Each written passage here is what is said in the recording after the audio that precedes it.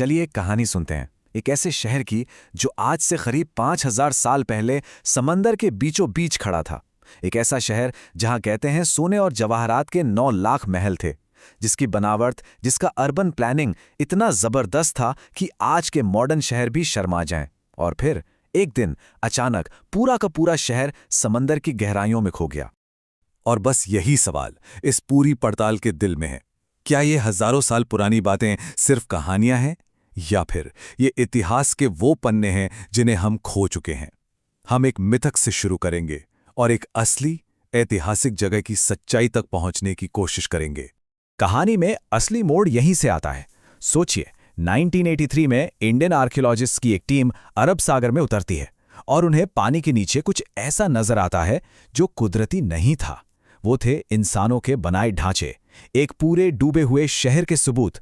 उनकी आंखों के सामने बस एक ही सवाल था, क्या ये सच में वही द्वारका है? अच्छा, इस खोज को समझने के लिए हमें पहले हजारों साल पीछे जाना होगा, उन ग्रंथों में जहां द्वारका के जन्म की कहानी छिपी है। महाभारत और पुराण आखिर हमें बताते क्या हैं? चलिए देखते हैं।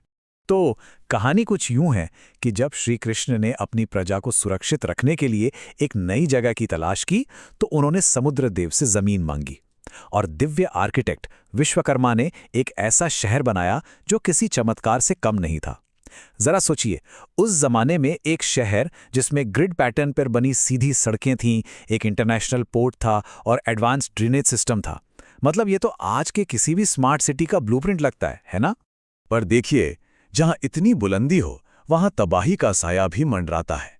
द्वारका की किस्मत में जितनी शान लिखी थी, उतनी ही भयानक बर्बादी भी। 2 बड़े श्रापों ने इस शहर का भविष्य तय कर दिया, एक गांधारी का क्रोध और दूसरा ऋषियों का अपमान। और बस यहीं से यदुवंश के अंत और द्वारका के समंदर में समा जाने की कहानी शुरू हो गई। तो चलिए अब वापस आज के दौर में आते हैं और मिलते हैं इस कहानी के मॉडर्न हीरो से, डॉक्टर एस.आर. राव। उनका एक ही मिशन था, इस पौराणिक शहर के असली सबूत खोजना, वो भी तब जब पूरी दुनिया इसे सिर्फ एक कहानी मानकर बैठी थी।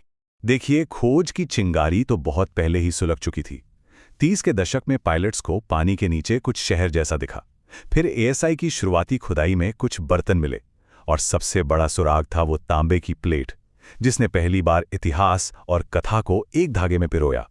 इन सब छोटे छोटे टुकड़ों को जोड़कर ही डॉक्टर राव को यकीन हुआ कि द्वारका कल्पना नहीं बल्कि एक खोया हुआ सच है। पर यह कोई 1-2 दिन का काम नहीं था।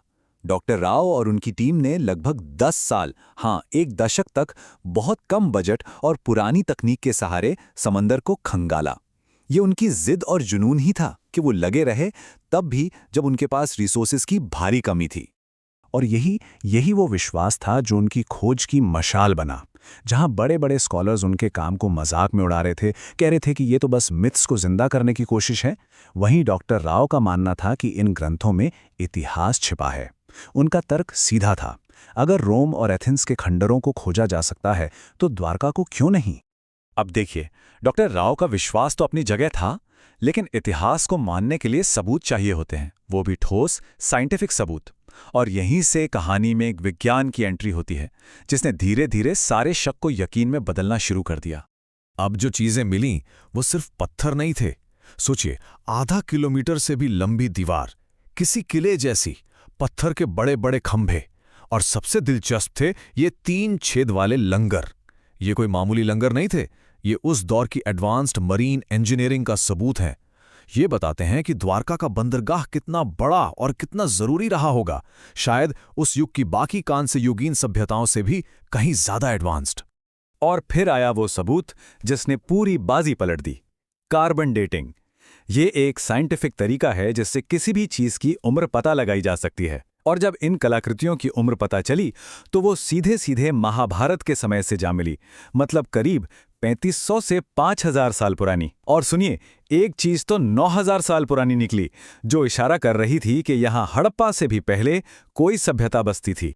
साल 2001 के बाद इस खोज को हाईटेक सपोर्ट मिला। अब सिर्फ गोताखोरों की आंखें नहीं, बल्कि सोनार टेक्नोलॉजी समंदर की गहराइयों को नाप रही थी। सोनार आवाज की तरंगें भेजकर समंदर की सतह का 3D मैप बना देता है, बिल्कुल एक मेडिकल अल्ट्रासाउंड की तरह। और इससे पानी और मिट्टी के नीचे दबे शहर का पूरा ढांचा साफ दिखने लगा। तो अब हम उस मोड़ पर आ गए हैं जहां हजारों साल पुरानी कहानी और आज का विज्ञान दोनों आमने सामने खड़े हैं। और कमाल की बात यह है कि दोनों एक ही कहानी सुना रहे हैं। तो एक तरफ ग्रंथों में लिखा है कि श्री कृष्ण के जाने के ठीक बाद समुंदर ने द्वारका को निगल लिया, और दूसरी तरफ साइंटिस्ट को सबूत मिले हैं कि उसी दौरान समुद्र का लेवल अचानक बहुत तेजी से बढ़ा था, शायद किसी भयंकर सुनामी या बाढ़ की वजह से। ये कितनी मिलती जुलती बातें हैं। ऐसा लगता है जैसे एक ही घटना को दो अलग अलग तरीकों से बयान किया गया हो। तो इसके पीछे की साइंस क्या है? देखिए, ये कोई छोटी मोटी बाढ़ नहीं थी। उस दौर में जब आखिरी आइस एज खत्म हो रहा था तो दुनिया भर की ग्लेशियर पिघल रहे थे। इसे ऐसे समझिए कि जैसे किसी भरे हुए बाथटब में किसी ने अचानक कई बाल्टियां पानी डाल दिया हो। समंदर का लेवल बहुत तेजी से बढ़ा और शायद इसी ग्लोबल घटना ने द्वारका को हमेशा के लिए अपने अंदर समा लिया। अब बात करते हैं कि आज के दौर में इस खोज का क्या मतलब है और कैसे इस खोई हुई विरासत को देश की चेतना में वापस लाया जा रहा है। और हाल ही में 25 फरवरी 2024 को इस कहानी में एक और सुनहरा पन्ना जुड़ा, जब प्रधानमंत्री नरेंद्र मोदी ने खुद उस जगह पर जाकर स्कूबा डाइविंग की और उन डूबे हुए अवशेषों को मोर पंख चढ़ाए। ये सिर्फ एक डाइव नहीं थी, ये दशकों की मेहनत को मिला एक राष्ट्रीय सम्मान था, जिसने द्वारका की विरासत को पूरी दुनिया के सामने लाकर खड़ा कर दिया। तो आज द्वारका के दो रूप हैं, एक जो जमीन पर आस्था का जीता जागता केंद्र है और दूसरा जो समंदर की लहरों के नीचे इतिहास का एक खामोश गवाह है। एक जगह जहां प्रार्थना गूंजती है और दूसरी जगह जहां इतिहास सांस लेता है। तो आखिर में इस पूरी यात्रा का मतलब क्या है? द्वारका की खोज हमें इतिहास, विज्ञान और हमारे विश्वास के बारे में क्या सिखाती है? इस पूरी कहानी का निचोड़ बस यही है कि द्वारका की खोज में आस्था ने हमें नक्शा दिया और विज्ञान ने उस मंजिल पर मोहर लगा दी। ये हमें सिखाता है कि हमारी संस्कृति की जड़ें कितनी गहरी हैं और सच को कभी दबाया नहीं जा सकता, चाहे वो समंदर की कितनी ही गहराइयों में क्यों न छिपा हो। और ये सवाल मैं आपके लिए छोड़कर जा रहा हूं, अगर द्वारका सच है तो हमारी कितनी ही कहानियां जिन्हें हम मिथक कहते हैं, असल में वो भूला हुआ इतिहास हो सकती हैं जो बस खोजे जाने का इंतजार कर रही हैं। जय द्वारकाधीश।